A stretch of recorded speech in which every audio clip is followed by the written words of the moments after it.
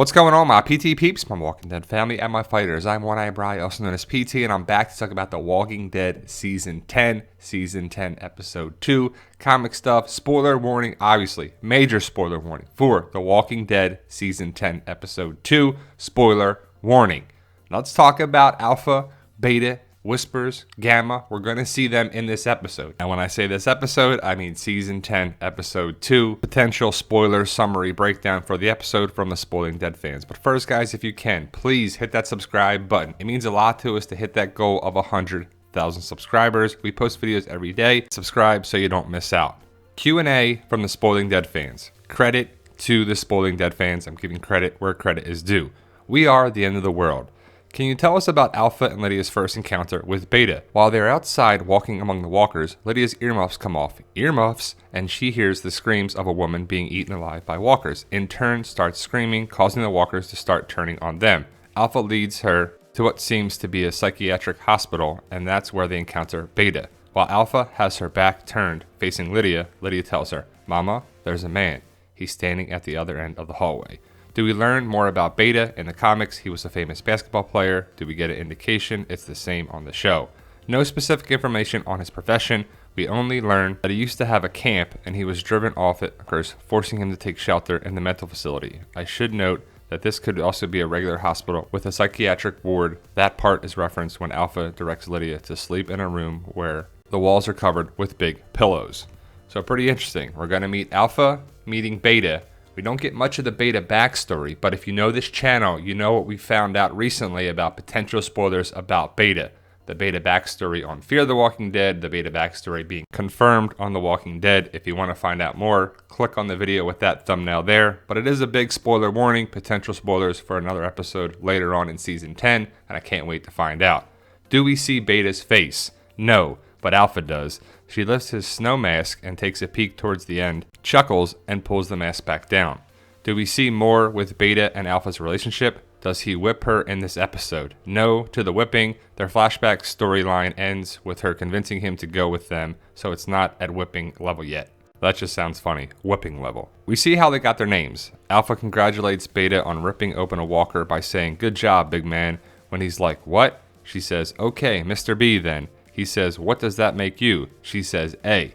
But that's it. No Alpha and Beta yet, just Mr. B. I think the most important thing we see is a photograph hung on the wall in Beta's private quarters in the hospital. Beta warns Alpha to never go in there, but when Lydia goes missing, she ends up in there and sees the picture on the wall of Beta and some dude wearing a smiley face shirt. Their faces scratched off of the picture. While Beta is busy scolding Alpha for trespassing, the smiley face shirt guy appears behind him as a walker, and despite Beta's protest, Alpha kills him. This causes Beta to start throwing a fit until Lydia shows up, yells at him to stop, and Alpha proceeds to convince him to go with them. So it's interesting. A and B come back up again. I'm not sure it's connected with the helicopter people and whatnot, but look at that. It looks kind of funny, like he's trying to rob the place and not be seen. But we'll see the smiley face shirt.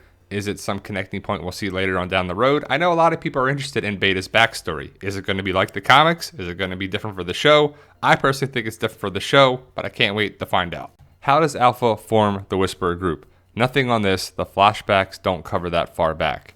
What is Gamma like, and what is her role within the Whispers? Her name is Mary. She's a Whisperer. She's the, I'm guessing, older sister of the woman who was the mother of the baby Alpha had left for dead in front of Hilltop last season. The mother is messed up after losing her son and starts crying in the middle of a run and puts the Whisperers pack in danger. Back at headquarters, Beta orders her to be killed, but Alpha stops him and actually forgives the girl. Later, on another run, this girl, Frances, sees a walker with a baby carrier strapped on its body, breaks down again, and attacks Alpha from behind. Her sister Mary, Gamma to B, separates her sister from Alpha, throws her to the walkers, and saves Alpha. So she's anointed Gamma for her bravery, her sacrifice for putting the pack's needs in front of her own.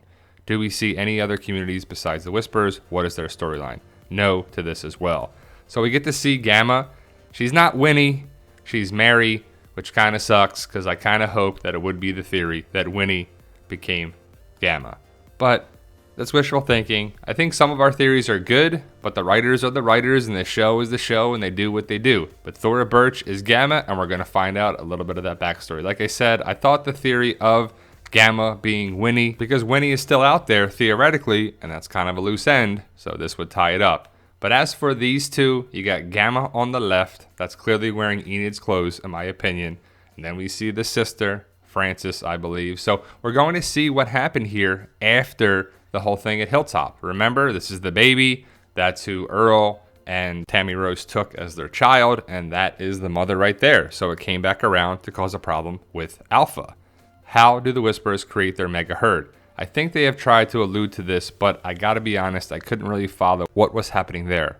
Alpha sent Beta on some sort of run and said he should take the sisters with him because they have a special gift, a scent for the dead. That's Gamma and her sister. Then they went to some area and freed some walkers that were stuck in a parking garage or something. That's also apparently what they were doing when the grieving mother had her second fit. They were rounding up more walkers. Alpha attempts to toughen up Lydia as they prepare to walk with the dead. What measures does Alpha take to accomplish this? She seems surprisingly doting. The only thing she did was to tell Lydia that she would have to leave her behind if she doesn't become stronger. This is after Lydia tells her mom that she doesn't want her toy rabbit anymore. She doesn't want to be scared anymore, and she wants to be more like her mother. I've waited so long to hear that, and I hope you will, because if not, I will have no choice but to leave you behind. So that's nice. That's great parenting. We get stronger, or you're going to be gone because you're dead weight. That's great parenting in the zombie apocalypse, Alpha, I have to say. Survival of the fittest, I guess, right? And if your daughter doesn't cut it, she's got to be gone.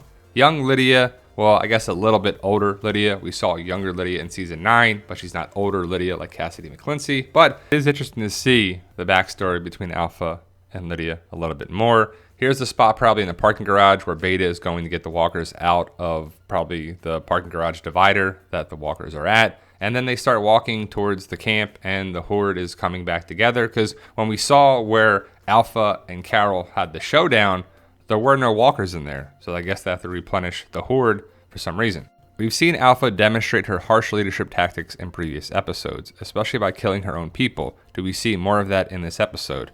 On the contrary, the dominating theme is how much Alpha misses Lydia, which is why she forgives the other grieving mother, angering Beta. We also see that she has kept Lydia's toy bunny and has some sort of a shrine for her at their old campsite, which Beta discovers, prompting a confession from Alpha that she didn't kill her daughter and she has been lying about having done so. Uh-oh, dun dun dun, what's gonna happen? Does Alpha abuse Lydia or allow others to abuse her? Lydia's only with Alpha and Beta in this episode, no one else. Alpha helps her take a little bath, kisses her on the head while washing her hair, frantically goes to look for her when she goes missing in an effort to prove her newfound courage. In the end to Beta, she's my daughter, she's my baby, I couldn't kill her. The only negative thing during the flashbacks was when Alpha asked her not to call her that, Mama. So definitely different than the comic, which is good because I'm not sure how good it would have been for the show for some of that comic material. If you know the comics, you know what I'm talking about. But Alpha still misses Lydia, so I wonder how that's going to impact this season. Is Lydia going to go back to Alpha at some point? Could Lydia take Alpha out? I don't know, but I can't wait to find out, and this is a good building block for the rest of the season and Alpha going forward.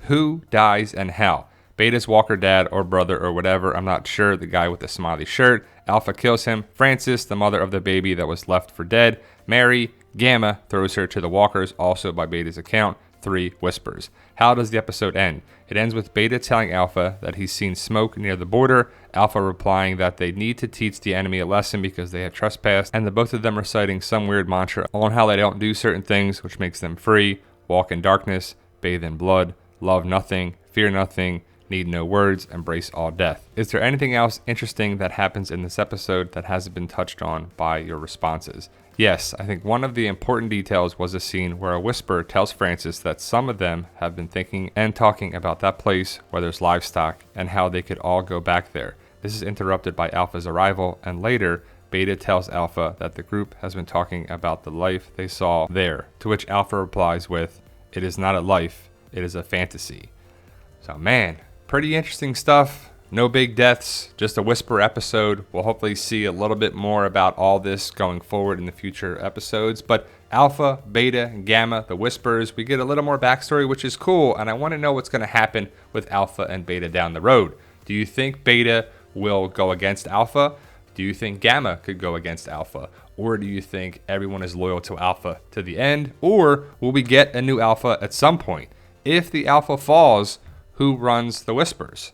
They kind of highlighted a little bit that in Season 9. If the Alpha goes down, that is the new Alpha. So whoever takes Alpha out, if it's Carol, Negan, or whoever, do you think they dissolve the Whispers or what happens going forward? There's no way to tell right now. It's just some ideas, theories, discussion. We have a lot of fun here and we love talking about The Walking Dead. So please subscribe today to become a valued member of our PT channel, Walking Dead family. Credit to the Spoiling Dead fans for this great information. And for those interested in my Zombie Apocalypse book series, check out Fight For Us. The link is in the description of this video. And as always, tell them, Daryl. Yo, we love you guys. Honestly, thank you.